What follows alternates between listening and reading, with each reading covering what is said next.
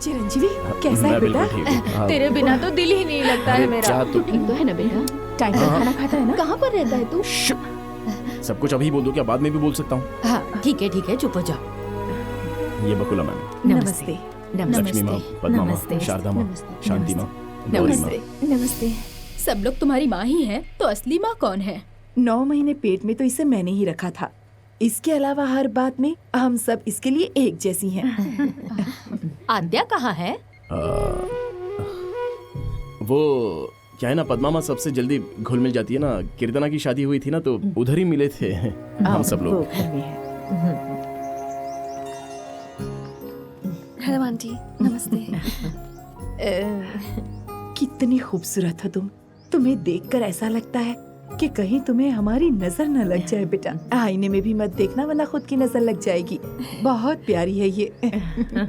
आद्या तेरे लिए पनीर जलेबी बनाई है। डब्बा नहीं दिया तो भी चलेगा। हाँ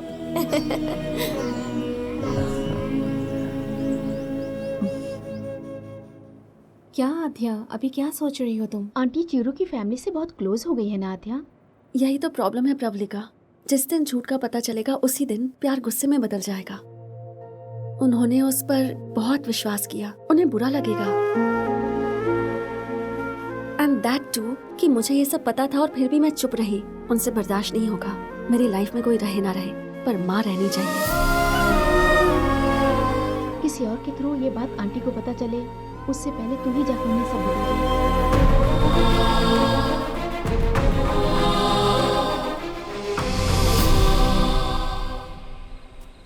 4 दुकान घूमने के बाद लक्ष्मी को ये चेन पसंद आई है।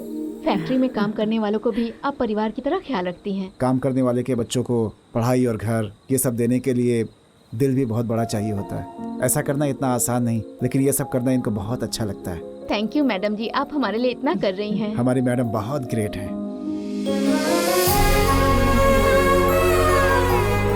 मैं भी आती हूँ।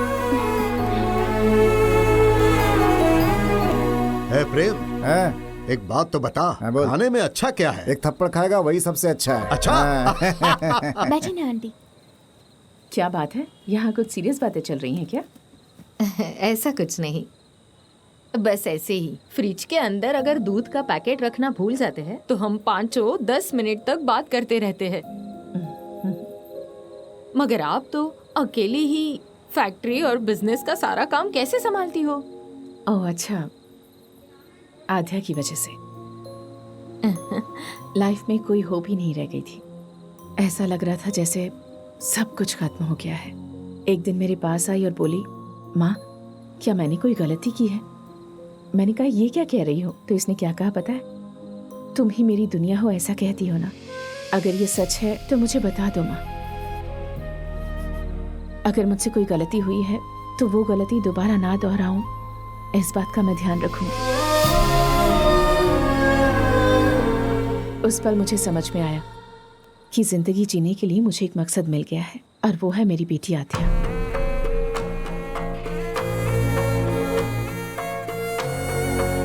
मेरे लिए मेरी बेटी ही सबसे बड़ी ताकत है।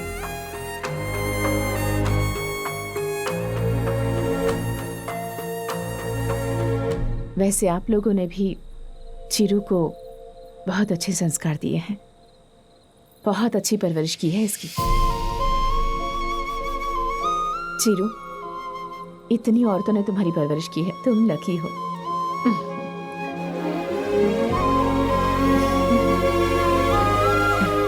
जमीन जायदाद पैसे तो कोई भी कमा सकता है, पर एक औरत के विश्वास को जीतने के लिए कैरेक्टर अच्छा होना चाहिए। किसी भी परिस्थिति में उसे कोई तकलीफ ना हो, इस बात का ख्याल रखना चाहिए।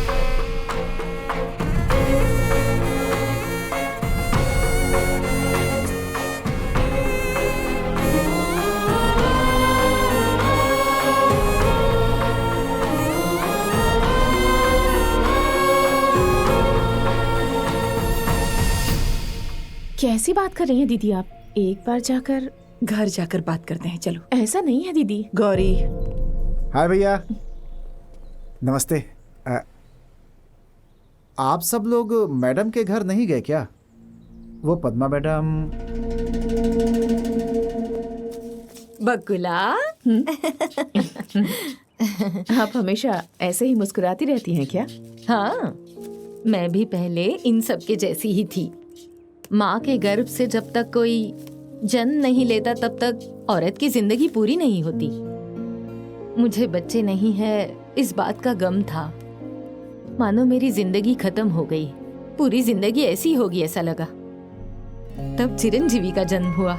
उसे लाकर सबसे पहले उसकी माँ ने मेरे हाथों में रख दिया। उस पल के बाद मेरी जिंदगी मानो बदल सी गई। हरदम खुशी छाई रहती थी। ये खुशी मेरी नहीं उनकी है।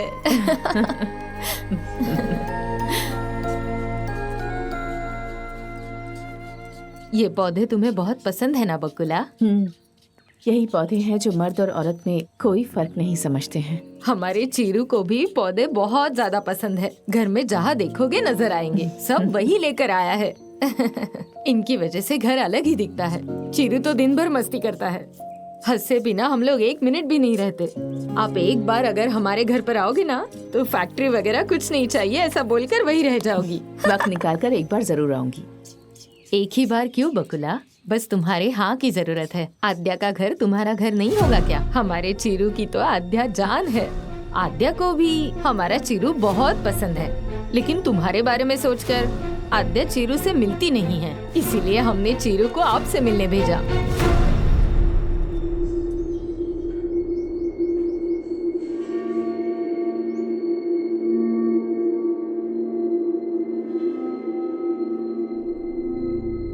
सुन लिया बकुला, वो आया तभी मैंने कहा, मना किया था कुछ तो गलत है, पर तुमने बोला मेरी नजर ही गलत है। अब देखो मेरी नजर गलत है या सही है। सरिता जी चुप हो जाइए आप भी औरत है ना। एक औरत होकर दूसरी औरत को धोखा कैसे दिया? असल में गलती तुम्हारी है। मम्मा, तुम चुप रहो। क्या है आध्या, ये सब लोग तो अनजान थे। तुम्हें अपनी माँ के बारे में सब पता था, फिर भी तुमने ऐसा किया। एक तुम्हारे ऊपर ही तो विश्वास था और तुम भी सबकी तरह ही निकली। मैं एक ही बात कहूंगी, क्या घटिया परवरिश है। परवरिश की तो बात मत कीजिए। क्यों इतना गुस्सा आ गया आपको? पहले सोचना था। ऐसी बातें क्यों कर रही हैं आप? मैं सिर्फ बात कर रही हूँ, यही बहुत है। दीदी अब तो हद ही पार हो गई। चलो चलते हैं। अभी खड़े क्यों हो? निकलो यहाँ से, शर्म ही नहीं है। देखिए जरा शांत हो क्यों जाइए। क्यों? खामोश। यहाँ किसी तरह का कोई पहाड़ नहीं टूट पड़ा है जो तुम इस तरह से चिल्ला रही हो। मेरे लड़के ने उस लड़की से प्यार किया है। किसी को धोखा वगैरह दिया है क्या? क्या किसी के साथ कोई बदतमीजी की है या किसी को गलत नजरों से देखा है तो बताओ।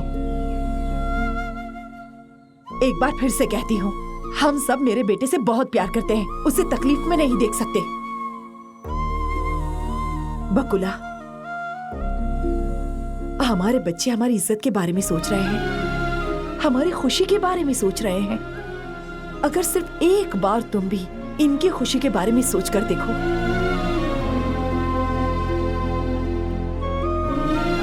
मैं चीरू को कभी तकलीफ में नहीं देख सकती। ऐसे में अगर उसे कोई दर्द हुआ, चाहे वजह कुछ भी हो, मेरी तो जान निकल जाएगी। बकुला, उम्र में तुम छोटी हो, लेकिन मैं तुम्हारे सामने हाथ जोड़ती हूँ।